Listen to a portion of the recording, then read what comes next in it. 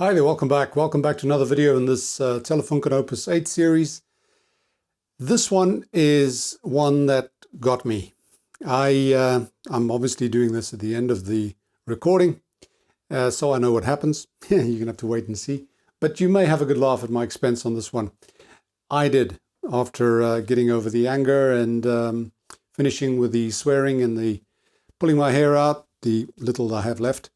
This created a bit of a challenge for me, simply because I fell into a trap that, as Dave Jones sometimes says, it's there to catch young players. And sometimes you realize you're a young player. I have done, I think it's about 70 radios, restorations, a lot of them, or most of them, like this one. And I thought I sort of had all the tricks sorted out, but obviously not. Sometimes you get caught out by the simplest of things, and I know I'm being enigmatic. This is the way to get you to watch the video. You may enjoy it. So stick around and we'll tackle the FM and see what happens. I'm going to start with the can, that can over there that has the EABC80 and the final IF transformer and detector. Someone mentioned that this is very, very difficult to remove. I beg to differ. Let me show you. It's actually quite simple. You don't need to desolder everything on the other side. What you see on the underside are two nuts, and you just simply remove them. No complications. Sometimes it is a little difficult to get in there. Some of the wires can be in the way, but yeah, you can get it done. Just be patient and careful, and you remove those nuts. Be careful. They've got little spring washers and everything else underneath. You don't want them flying all over the radio. Now, once you've done that, you get to the top end, and what you see there are two little clips in there, and those little clips you've got to push in, and they'll go in because those are being held in place by the nuts on the underside, so you've loosened that, and you push that in, and you can then release the cover of the shield of that container, okay? And now what you need to do is to carefully, emphasis on carefully, pull the cover of the shield off. What you need to be careful with are the two coils, and you need to hold or push the top of those coils down after you've broken any lacquer that's holding them onto the casing. Make sure you do not pull it without pushing those coils down, or you rip everything out.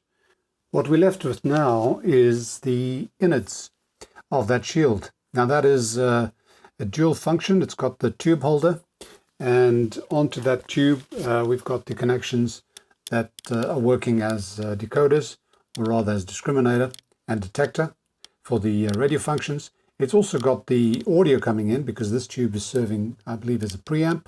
And well, yeah, you can see why you have to be very careful with this. This thing is sensitive, a lot of thin little wires in there, and if you rip that out, you'll have a problem. Repairing one of these coils can be a bit of a nightmare. We can see that capacitor there, the one on the bottom side, that silver one. That's the one we want to replace, and we've got various ways of doing it. What I prefer to do is just to cut it out in place, because everything's been routed properly and there's shielding on the remaining wire going to the pin of the IF transformer. So I prefer to just cut it off, leave all the other wires on. There are a couple of other components in parallel with it, and just replace the capacitor there. One side on the right is ground, and the left is the one that goes to that pin of the enclosure. Now that ground is the positive of the capacitor. You've got to be careful with that, because it's sort of counterintuitive. And we're done. Put the cover back on. You've got to be careful, because you have to sort of guide the coil formers, those two coming out the top, through the holes before you put any pressure there, and then that's when you sort of push it down in there. You have to move those little clips that are on the side that I showed you, sort of move them sideways so that the thing can clip in, and then you have to go on the underside and do a little bit of pondering around to try and get them to fit into those holes. It's a little bit tedious, but as you can see, it came out all right. Good. And here we are back at the schematic, and we're looking at that can. That is the metal can we see here on this outline. We've got the various numbers on there, pin 3, pin 9, 10, 6, 5, 1, etc. Those numbers correspond to the drawing we have here. The way to figure this out, sometimes this is in reverse. You just check where these two holes are. This is where the two coils fit through, and you can sort of orient yourself like that. That's how I normally do it. As you can see, all I've replaced is that one capacitor. That's a 2 microfarad capacitor. You could replace it with 2.2, it's not a problem. It so happens I didn't have any 2.2s. So I replaced it with two 1 microfarads in parallel. And I put them sort of on top of each other, made sure that the parallel connection was fine, and then put shrink wrap around it. It comes out smaller than the actual original anyway, so it fits fine in there. Well, everything seems to check okay. All these resistor values are fine. There's another one there. Some of these, like those capacitors, I didn't bother desoldering them. I didn't want to play around unnecessarily inside that can. You know, you desolder this and you change the angle that it's positioned in, or the exact position that it's located inside the can, and you can change everything in the system. So I tried to avoid that as much as possible. But here we are. That part's done. So what do we have to do next? Well, with some of the checking that we did here with the AM section, these are basically the same. They go through the same IF transformers. This mixer oscillator here, the ECH81, that in this case just acts as a booster, an amplifier. The signal comes in there from the FM selector, and it gets amplified. Then it goes to the first IF transformer, and then the IF amplifier, another IF transformer, another IF amplifier, and then it gets routed down to that switch. Where are we? Somewhere here. Yeah, that switch there, which decides whether you're picking off the AM or the FM to take it to your amplifier section and volume control and all that sort of stuff. So as far as the FM is concerned, I've done some checking. Everything obviously today is in brown. I've done some checking to the things that are checkable without removing that or opening that can. That's a nightmare I want to avoid.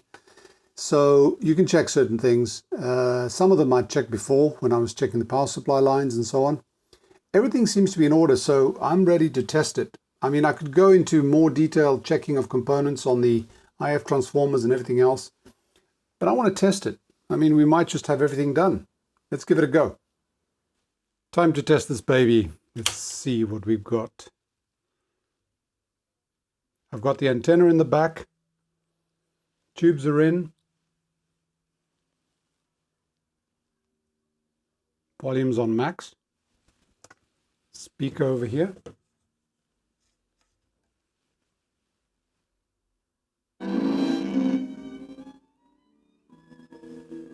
Ah!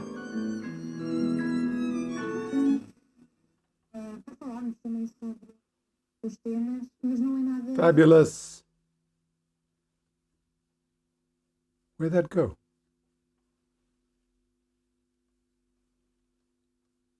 What the hell?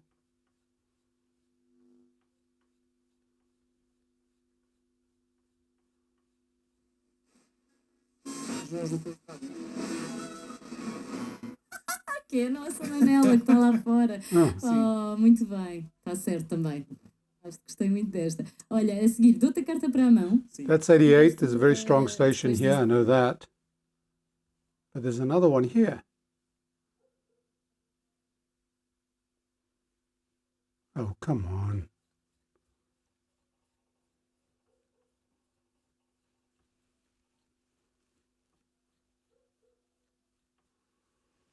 Oy vey.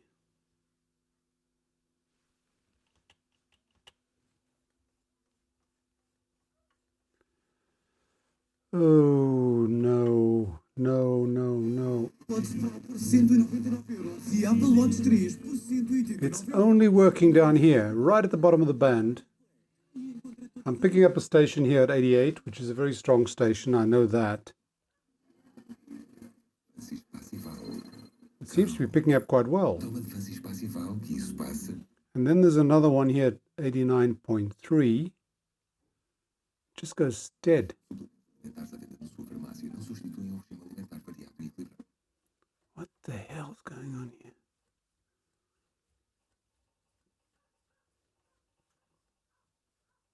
I was getting something here just now.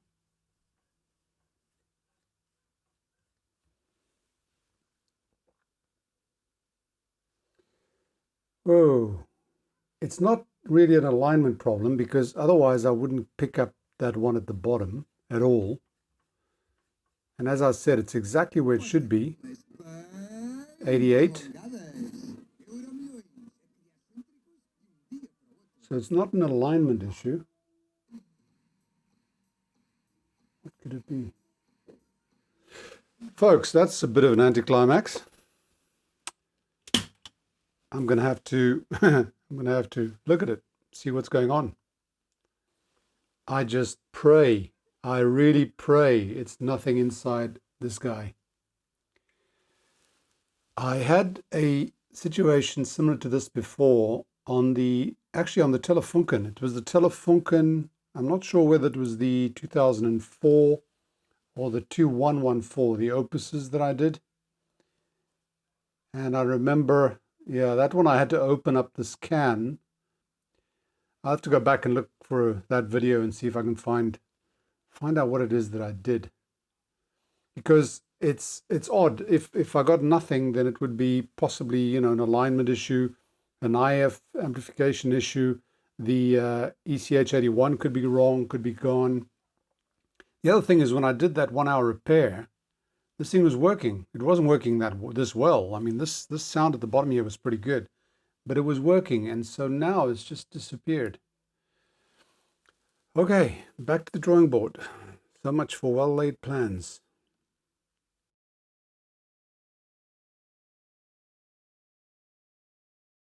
All right, folks, I want you to repeat after me. I don't normally ask you to participate, but this time I really am asking you to participate.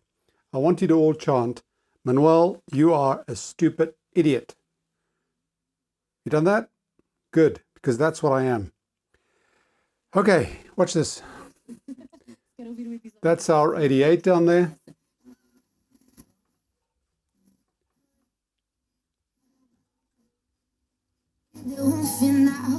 .6 is a big station here.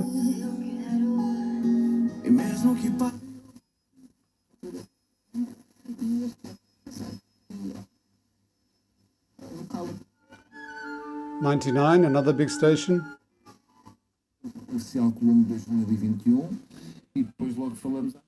It's all back, it's all there, and it sounds bloody brilliant. So what did I do? Well, I did not have to open that up. Fortunately, I did not have to open that up. I did not have to mess with the alignments at all. All I had to do was to bypass the dim bulb limiter. Now, if that isn't a rookie mistake, then nothing is. This is amazing. I've done this 70 times, I think something like 70 restorations that I've done, and I can still end up making some really stupid mistake. So what exactly happened? Well, I had this thing on limit, and on limit, what we get here is 208 volts, or 206 volts going to the radio, because the dim bulb, or the bulbs, are taking off some of that voltage. Even if I put it on there, 4 bulbs, it's still only 214. So what happened? Well, you may recall that I set the voltage to 240 right at the beginning, because we've got a selection here. And that means that because of the selection of the 240, which is the right thing to do, but because of the voltage drop due to the dim bulb limiter, the B plus that I'm getting here and measuring here is only 217 volts. Now the schematic says 255. So you see, this thing is getting too low a B plus. And that's when things get interesting. The ECH85 over here needs a fairly high voltage to work as an oscillator and a mixer, but mostly as an oscillator. So because the voltage was too low, this thing wasn't oscillating. Now, as I said, stupid mistake, because this has happened to me before. Right at the beginning, somebody pointed out that these things sometimes don't work when your supply voltage is being too restricted by the dim bulb. What really caught me this time was I had this thing working before when I did that 1 hour repair. I obviously didn't have it on dim bulb tester or dim bulb limiter at the time. But more importantly, what really got me was the fact that it worked down here. It worked at the low frequencies, and then it stopped working as I got higher. And more strangely, when I switched it on, when I first put it on, it was working up here. So obviously the oscillator needs more voltage to produce higher frequencies. It actually oscillates at lower frequencies. This thing worked here because when I switched it on, the power tubes hadn't started drawing the maximum current, so the voltage still hadn't dropped as much as it does when this thing settles. That's why it worked here for a while. And then it worked here, and then finally it only worked here. So, mystery solved. Oh God. You know, I'm almost embarrassed to tell you how many hours I sat around looking at this, getting up, thinking about the problems with opening that thing, looking at my own video on the 2004, Opus 2004. I remember that I'd done this before. And in that video, I actually had to remove this whole thing and desolder or resolder some of the connections because it ultimately was down to probably a bad solder joint. I didn't find any components that were faulty. I really dreaded doing this. I don't like messing inside those cans because so much can go wrong. So I went around this in every which way, every way I could. I got more tubes and I replaced the ECC85 with about 2 tubes that I knew were working. No result. I replaced the ECH81. I replaced both of the EF89 amplifiers. But again, AM was working, so that was obviously not the issue. I actually did try and inject a 10.7 megahertz signal over here with a tone on it. It was coming out of the speakers just fine. So yeah, newbie mistake, really dumb, feel stupid, and I wasted quite a few hours trying to figure this out. But now we seem to have everything working. And it actually is working pretty well. Bear in mind, I've got a very small speaker over there, the workshop speaker. With the main speakers on this, it's going to sound great. Também. Hoje, o El Corte Inglês acende as luzes de Natal e abre as portas para uma emissão muito especial do Wi-Fi da RFM. A partir das 18 horas, Joana Cruz e Rodrigo Gomes na loja de Lisboa.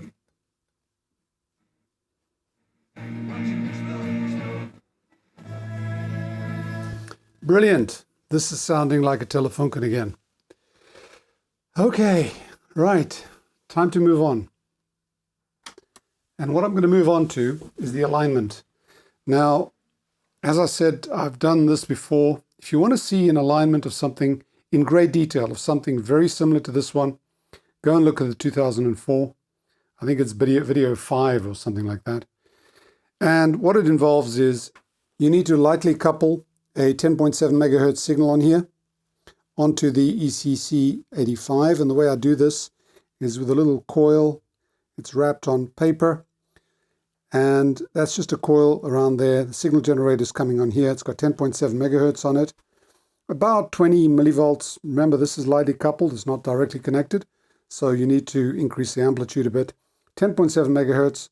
And the first things you do is you need to adjust this coil here and the one on the underside for the maximum amplitude of the negative voltage across that capacitor that I replaced. And the place to pick it up, it's between that, the capacitor and ground.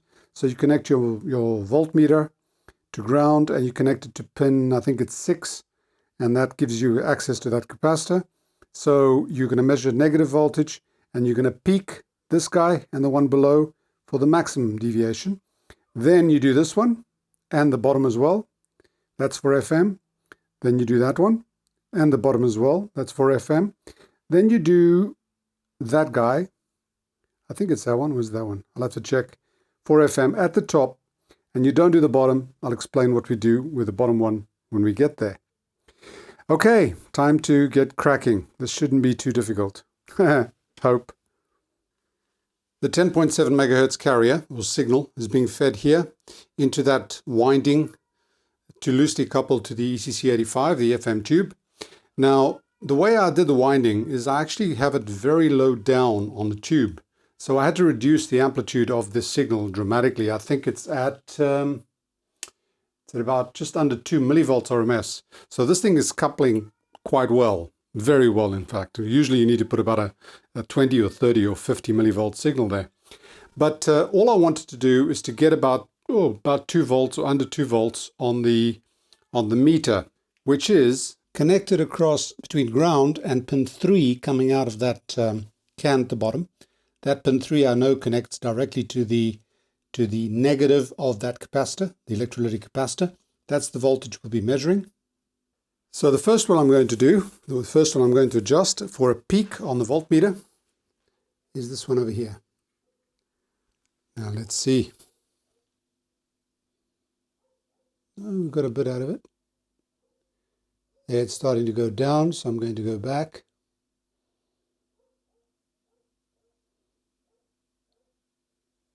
There's a peak. Perfect. So now I need to go to the other side.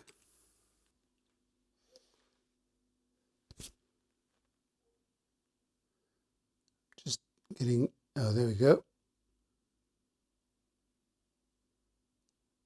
Okay, we've hit a peak. See that? It goes down. If I go the other way, it goes up and then down. So that there is my peak. Okay, now, one thing I want to show you. It doesn't matter if you get this thing moving around, because look, if I touch ground somewhere where I won't get shocked, just touching ground makes that meter change. So what I need to do is when I adjust it, I don't move, I don't touch the chassis or anything else, and I do a relative adjustment, because when I pull away, just my body moving away from the chassis is going to make a difference. So don't worry about that. Let's go to the other side now. Now we'll be doing this guy. Now that I don't want to touch, because it will move the meter around, as you can see. I'll have to drop the amplitude of the signal again. I'm changing the amplitude of the signal. It's now at 1.3 millivolts, just so that it's not peaking. Get this in there and start changing. I've changed, you see, I touched the stand. Okay, here we go. We've got a bit of an increase there. There's my peak. Move away. Back to the other side. And the underside of the one we've just done is this one here. I'm just holding onto the chassis, onto the cabinet, so I can get some stability. That was nearly there. There's my peak. While I'm here, I'm going to do the underside of the other one.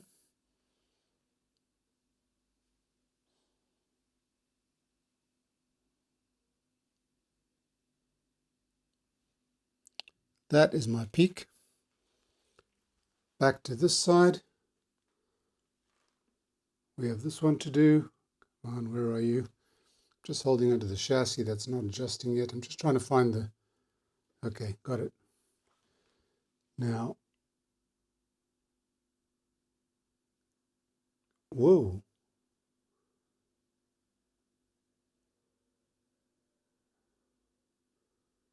Okay.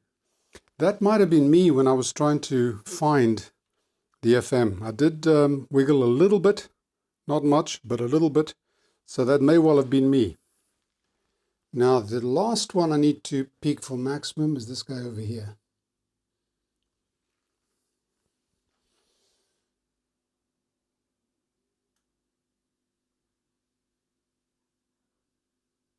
Oh, that is so close.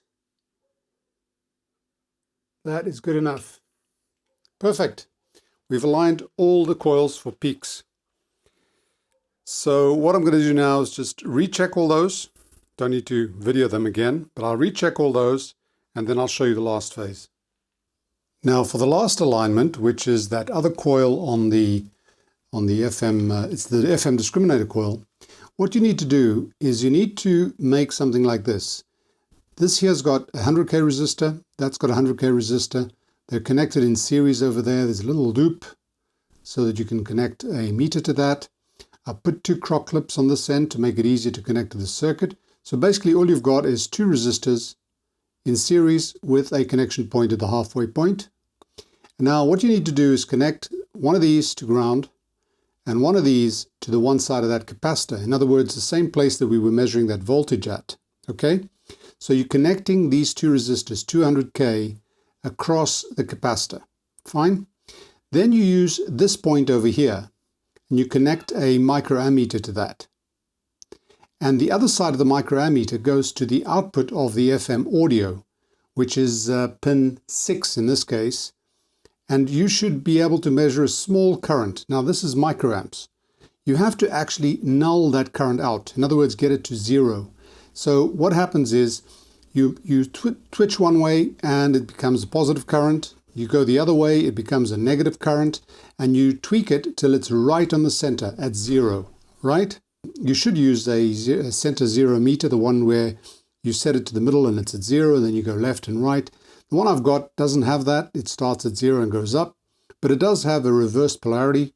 So all I need to do is to test it. If it's negative, I reverse the polarity, and then I tweak it till it's right at 0. Let me set that up. I've got everything set up. I've got the multimeter set to microamps. I've put it on 100 microamps just in case, because we want 0, but we don't know how much it's going to swing when this thing first switches on. I've got that resistor divider connected to pin 3 over there, and ground. That's across that capacitor, effectively, the electrolytic inside that can. The connection point here is connected to one leg of the multimeter. The other connection of the multimeter, it doesn't matter whether it's positive or negative, is connected to output 6. That's where the audio comes out of the can. I've got the screwdriver, plastic or ceramic, don't forget, because there are loose wires or visible tracks over there, wires over there, components. You could short something and you don't want to affect it anyway with a metal screwdriver. And I'm ready to go. So everything's set up. When I switch this on, I don't even know whether the current's going to be positive or negative. If it swings up, I know I've got the polarity right. If it swings down, I just do that and reverse polarity. So let me put it on normal polarity. I don't have the center 0 meter, which is the ideal thing to use here. So I'll just switch polarities as needs be. Let me switch the whole thing on. We'll see what happens. I've got the signal obviously going into the same place as it was before, 10.7 megahertz. See, that swung down. But I'll put the volume up and just add modulation to the signal, make sure we're getting it. Yep, it's there. Take off modulation, just the carrier. Obviously, 100 microamps is too much, so I will put it on 10 microamps. Okay, that should do it. Now I'm going to start adjusting here. No, other way. I know it's close because the sound was good. So now it's at 0. But if I reverse polarity on the meter, and I keep going, it's going to go positive now because I've reversed the meter, right? It goes up again, and it should start coming down. So that there is indeed my 0. It's the steepest drop-off. Just checking parallax here, and it's done. We have aligned the FM, we've aligned the discriminator, which is basically just balancing the difference between those two diodes on the tube. And our FM is complete, or rather the IF alignment of the FM is complete. Great stuff. Time to test this FM. Okay, I've got the antenna in. Speaker is the small speaker that I normally use, which is right over here. And let's get started.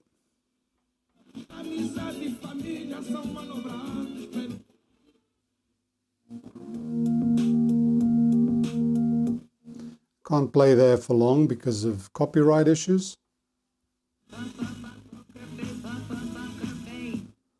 Everything's music.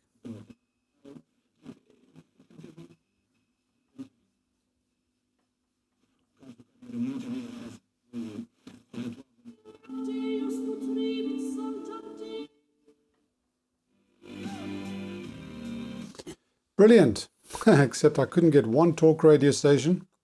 But the FM is working beautifully, beautifully. And there's something else I did, which is I replaced the Magic Eye tube.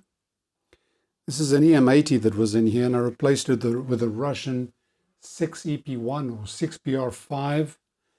They're still available and they work very, very well. Look at that. Very bright. That's that strong station. Brilliant. Brilliant. Okay. So everything is set. FM has been aligned as regards the IF after that massive mess up that I did, or rather oversight, which happens to all of us. I'm happy with the result, and I'm especially happy because, as I've mentioned endless times, FM to me is the important one. These radios receive FM better than the modern ones. I use FM constantly on these radios, very seldom use the AM bands. So it's all important for me to have FM working perfectly on this. And I've got it. I've got it. The reception here depends on the antenna. I've got just an antenna out the back. But it's exactly sort of what I expect from these radios and what I get from the other radios, similar to this one that I've done in the past. Okay, well, that's enough for today for me. So I think I'm going to stop here for now. I still have quite a few things to do, and I'll carry on with that in the next video. So once again, I hope you've enjoyed that. I hope you had a good laugh at my expense. I did afterwards. It took me a while to start laughing about the hours that I wasted, but ultimately that's how one learns. And it's not just young players, as Dave Jones says, that make these little stupid cock-ups. I think it happens to everyone. So once again, I want to thank you for keeping me company here. I hope you've enjoyed that. If you have, click like, share, subscribe, and all that jazz. And if you want to support the channel directly, you can do so on Patreon. Links at the end of the video and in the description below. Thanks for watching. Bye for now and stay safe.